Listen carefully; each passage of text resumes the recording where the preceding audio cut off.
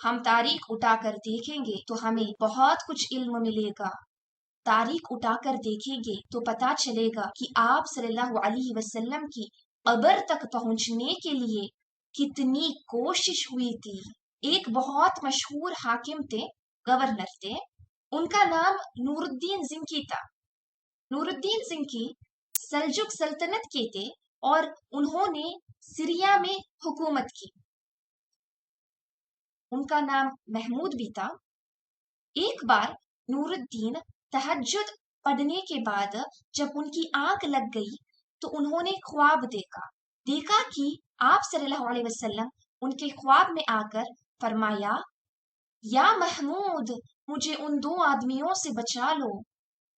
2 کی طرف اشارہ کرتے ہوئے سنہری بالوں والے مرد تھے. محمود کی آنکھ کھلی اور وہ سرپرائز ہو گئے. انہیں پتا چل نہیں رہا تھا کہ یہ کس قسم کا خواب تھا اور انہوں نے اس پہ زیادہ کچھ دھیان نہیں دیا تب تک جب تک انہوں نے یہی سیم خواب 3 بار کنٹینیو دیکھا. یا محمود مجھے ان 2 آدمیوں سے بچا لو. اللہ اکبر. جمال الدین الملسلی نے انہیں صلاح دی کہ وہ اس بارے میں کسی کو نہ بتائے اور فوراً مدینہ چلے جائے. اور جب وہ مدینہ پہنچے وہاں کے گورنر انہیں دیکھ کر چونک گئے کیونکہ ان کو ان کی آنے کے بارے میں کچھ نہیں بولا گیا تھا. جب انہوں نے نور الدین کی سفر کی وجہ پوچھی تو نور الدین نے بتایا وہ وہاں کیوں آئے ہیں اور وہ بھی اتنی آدھی رات میں اور بنا کچھ کہے. تو اس گورنر نے حاکم سے پوچھا، آپ ان دونوں کو پہچان سکتے ہو؟ انہوں نے بولا، ہاں بالکل پہچان سکتا ہوں.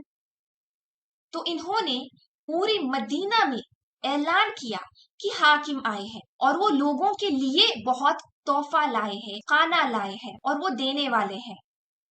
تو جب یہ خبر پوری مدینہ میں پہنچی سب لوگ آنے شروع ہو گئے، مگر ان کی کوشش یہی تھی کہ دیکھے شاید وہ 2 لوگ ان لوگوں میں ہوں گے جو تحفہ لینے آئے ہیں. تو بہت لوگ آئے، بہت تحفہ اور کھانا لے کر چلے گئے، مگر یہ دونوں پہچان نہیں آئے. کیونکہ وہ ان کے ساتھ نہیں تھے. تو جب سب کچھ ختم ہو گیا نور الدین نے گورنر سے پوچھا، اتنے ہی لوگ ہیں مدینہ میں، کوئی اور نہیں ہے؟ تو اس نے بتایا کہ 2 لوگ ہیں جو موروکو سے حال ہی میں مدینہ آئے ہیں.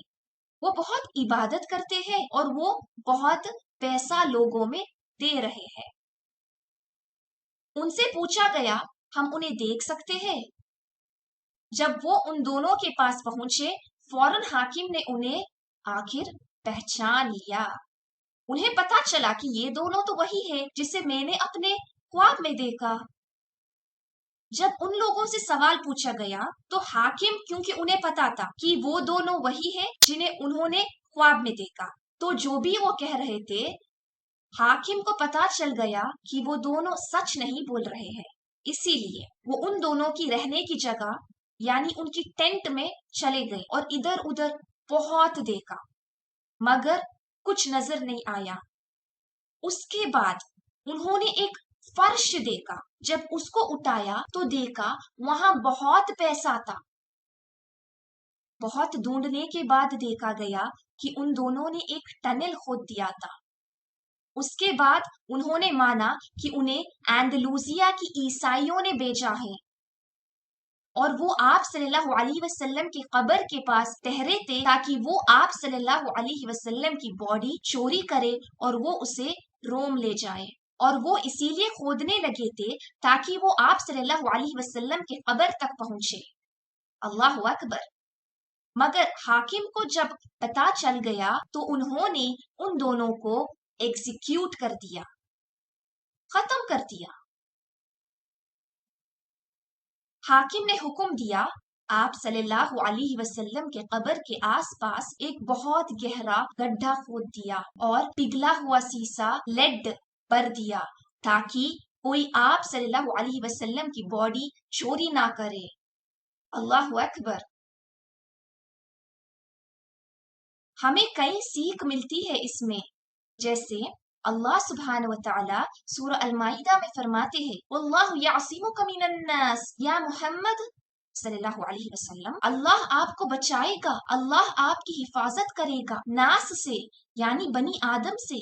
और कुरान में कई जगहों में फरमाया है कि अगर कोई आप सल्लल्लाहु अलैहि वसल्लम को नुकसान पहुंचाएगा, अल्लाह उसको दुनिया और आखिरात में नुकसान पहुंचाएगा।